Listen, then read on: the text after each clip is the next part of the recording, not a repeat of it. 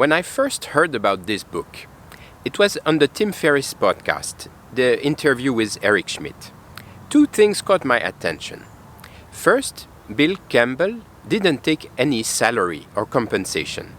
He had done quite well in his career, and he just wanted to give back. To me, that was a hint that it was worth knowing a bit more about this guy. Then there was this thing that Eric Schmidt shared. At the time, he was CEO of Google, and he had to accept that he needed a coach.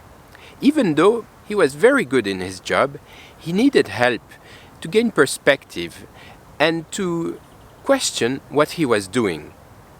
This is true for almost any high-profile person with an important position. Hi, I'm Timothy Tosti. Today, let's talk about this book, $1 Trillion Coach. It was written by Eric Schmidt, Jonathan Rosenberg, and Alan Eagle. And it's a tribute to Bill Campbell, a coach and a very influential person for the tech companies in Silicon Valley. He passed away in 2016 and seemed to have changed the lives of the authors and of so many other people.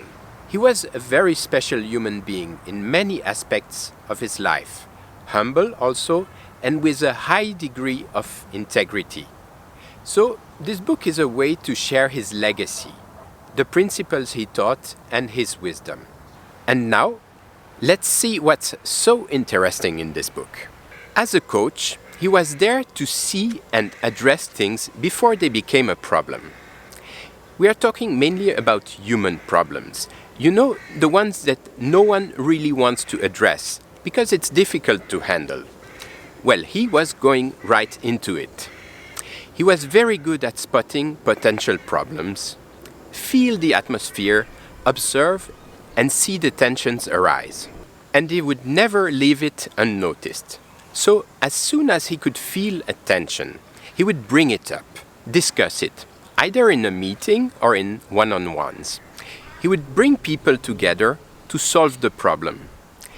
He would dig and go at the root of the problem, find the pain point, and help solve it.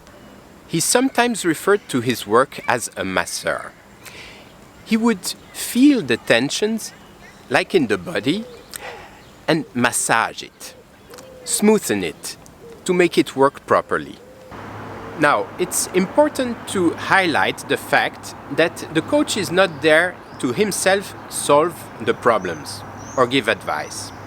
As a coach, Bill Campbell was there to help people or teams figure things out by themselves. His role was to clarify the goals, the values, the core principles, and the stakes.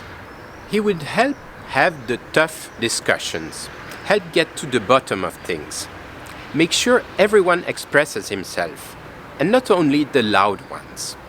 With a person or with a group, he was always fully there, listening, watching, asking questions. The coach is also there to give courage and energy, to see the potential of people and encourage them to be better. And he would train managers to act as coaches, because that's what he thought a manager should be, a coach for his team. And that's so true. As a former football coach, he was all about teams. His focus was on getting the team in order and on building a strong team-first corporate culture. This has a tremendous impact, especially in a very competitive environment. And so he was working on creating communities, creating deeper personal connections, strengthening relations, and making sure people know each other at a personal level.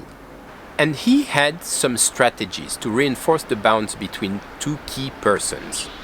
He would have them work together on a specific, yet not so important project.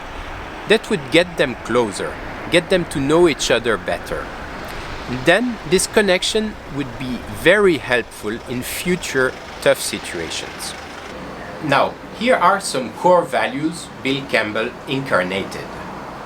So following what we just said about teams, his aim was to get people to know each other better, to have deep human connections. He was deeply caring for people. He emphasized the importance of small talk, like how it was going with the kids, how it been the weekend, the holiday, and the latest football match, and other non-work related topics. And he was really true about it, really caring. Whether in a team or in one-on-ones, that would set the discussion at a more personal and meaningful level. Some very important things would happen with this. And it would create the conditions for a better work-related talk afterwards. It's important to mention that he made no difference between a high-profile person and a simple gardener or a golf caddy. He involved everyone. He just loved everyone. When people feel this, they are much more engaged in whatever they are doing. They feel valued as a human being. This is something to build and nurture. Then there was his generosity. He was always looking for small things he could do that would make a huge difference for someone. He was always there when people needed him. He was giving his time. Love is a term that comes back again and again in the mouth of people who knew Bill Campbell. He was very direct, very straightforward, but with respect, clarity, and love. If something was not good, it had to be said clearly. He used to give quick, precise, straightforward, and immediate feedback with respect, after a meeting, for example. Finally, he emphasized the importance of mutual trust as a ground rule for working together. Trust is all about actions and facts. And trust is also about creating a safe environment where people can be themselves.